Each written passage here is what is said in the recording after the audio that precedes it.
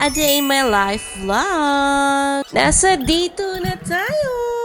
Ito pala yung natapos namin kahapon. Hindi pa siya masyadong maganda pero may improvement na, diba? Kitang-kita pa rin yung mga bakas ng kahapon. Pero anyways, gagawin muna tayo ng mga nails. At dahil naka-promo tayo na fully booked tayo!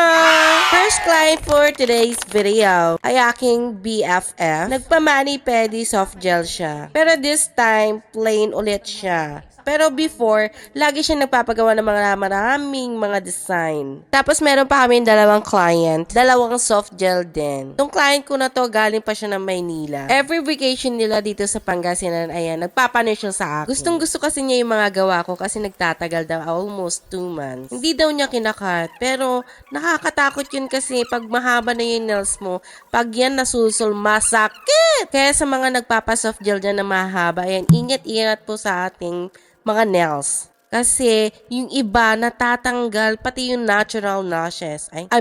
Nails. At ayan, tapos na silang dalawa. Ang pinagawa pala niya ay mga flower brown na may chrome. Ayan, na pinagawa din ng kapatid niya, ayan, maroon na may gold. So elegant. Pwede kayo magsanla din. At sumunod naman ang mga nagagandahan naming mga madam. Simpleng atake lang pinagawa ni madam para maging virgin coconut oil. At kay madam naman, ayan, French tip din na may pagka-nude and elegant. And pagdating naman sa last client natin, diba, bongga. Nakaka-challenge talaga yung mga ganitong design. Pero kahit na na-challenge ako, ayan, boogs. Bongga yung kinalabasan niya, diba?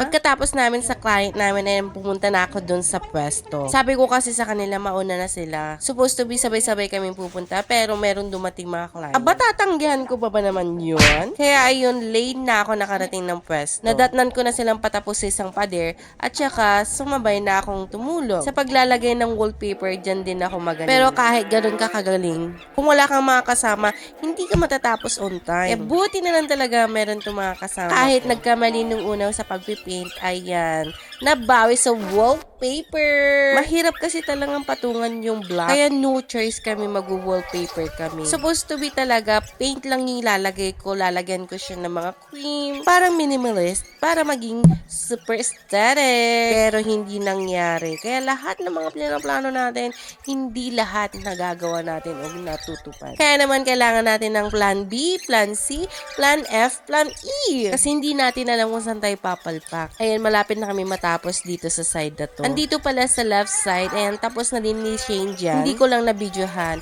Ang hindi lang nalagyan ng wallpaper ay yung ceiling at saka sa may right side. Kasi sa pagpasok mo ng pwesto, sa may right side, dun ang lush area. Kaya lalagyan ko siya ng curtain. Hindi na makikita yung pader na hindi nalagyan ng wallpaper. Kasi nakulangan kami ng wallpaper. Pero okay lang kasi meron pa naman kaming paint. Papapaint ko na lang kay Kuya Makmak tomorrow. Kasi mas magaling siya magpaint kaysa sa amin. And para hindi na din masayang yung mga paint. Kasi nung una kami nag-paint, ang dami na sayang kasi hindi namin alam kung anong uunahin namin. At isa din yun yung dahilan kung bakit nag-wallpaper na kami. At dahil natapos na kami, it's cleaning time! Nakalimutan namin kumuha ng garbage bag. Kaya nilagay na lang namin sa sulok lahat ng mga basura. Para tomorrow, isang hakot na lang. At ayan, tapos na po!